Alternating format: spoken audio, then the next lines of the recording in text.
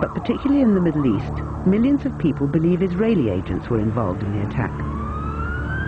And they claim there is a basis for their suspicions. Moments after the planes hit the World Trade Center, eyewitnesses reported seeing a group of young men apparently celebrating. I grab my binoculars and I'm trying, to look at the Twin Towers. But what caught my attention, down there, I see this van parked. And I see 3 guys on top of the van. They seemed to be taking a movie. And I could see that they were like happy. They're laughing. They didn't look shocked to me. This part of New Jersey has a large Muslim community. It would turn out that 3 of the 9/11 hijackers had lived there. A major terrorist manhunt began, and just 6 hours after the attack, the van was stopped at a roadblock by patrolman Scott DiCarlo. We were asked to detain the van and the passengers. They were just removed from the vehicle, patted down for safety precaution, and detained. 911 call at 410 Park. I think once the FBI arrived, one of them stated that they were on our side. There's something to that effect. The mood was confusion. As people were driving by, they were screaming all sorts of excerpts. Profanity, things to that effect. Nothing that I'd care to repeat. 3-1 day, they're in service.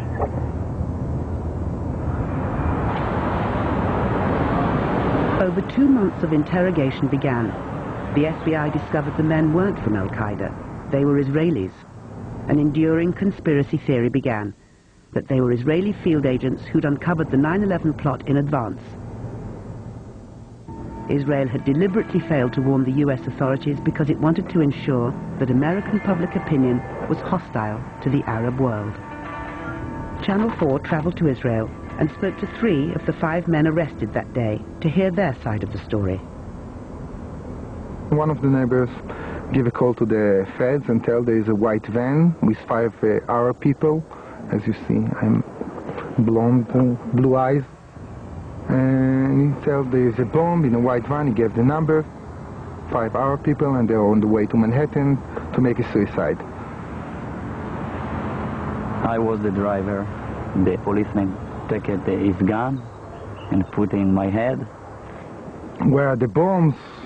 Where did you want to do the suicide? And I don't know nothing about what to say. But I told them that I'm just a tourist from Israel, I'm Jewish.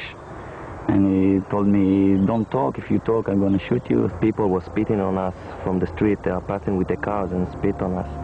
Because they thought that we are the Arabs. They were looking for someone to blame. A passerby took these photos of the police searching the van. 5 men were inside it. Some had dual nationalities and were carrying more than 1 passport. Others had flight tickets to leave the US within days. Fearing robbery, one had over $4,000 hidden in a sock. They were ripping things, they took the camera, they were screaming at us all that time. Put your head into the ground or we were gonna shoot you. They told interrogators they were working for Urban Moving, a shipping and storage firm run by an Israeli businessman who often employed Israeli students without work permits. The men say there was an innocent explanation for what was found in the van and their behavior on 9/11. They were, they say, simply on a working holiday. We heard in the news that one of the planes was crashing down the building, and we thought it was an accident at the beginning. So we went up to the roof of the moving, and we saw the building burning. There is a better view from a building in Jersey that is up a hill, a straight line to the World Trade Center. We decided to go up there. It's like 2-3 minutes from the office. Stand over there and take some pictures. Everyone wants pictures like this in his camera.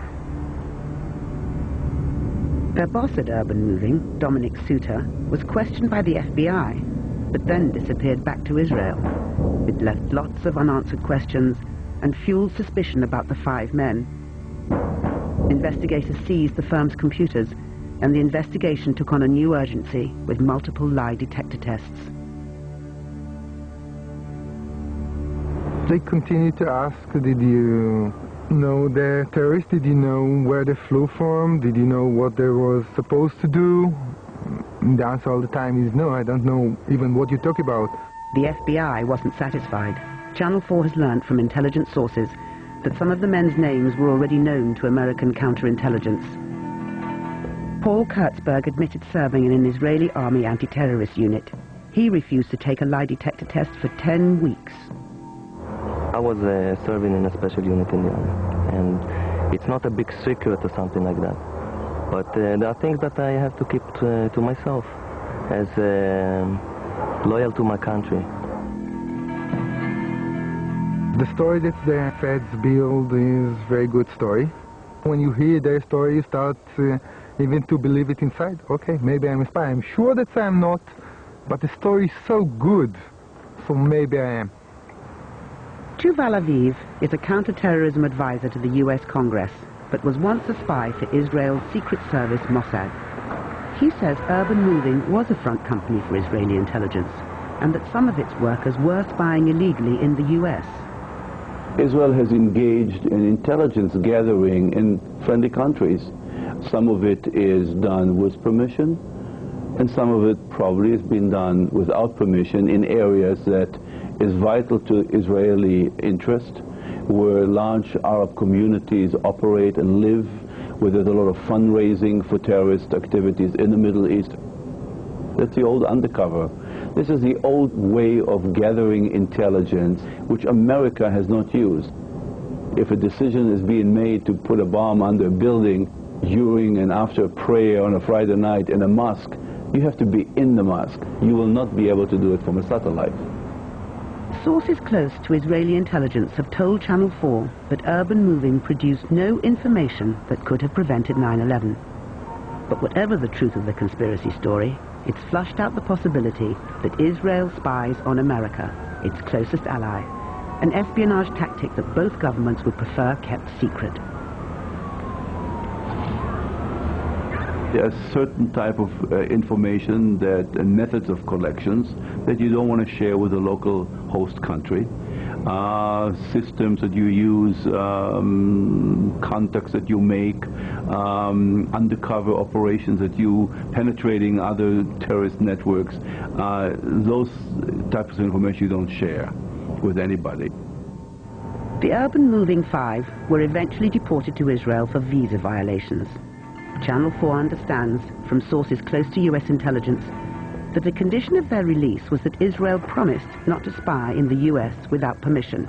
Then, as now, the Israeli government publicly denies it spies in the US.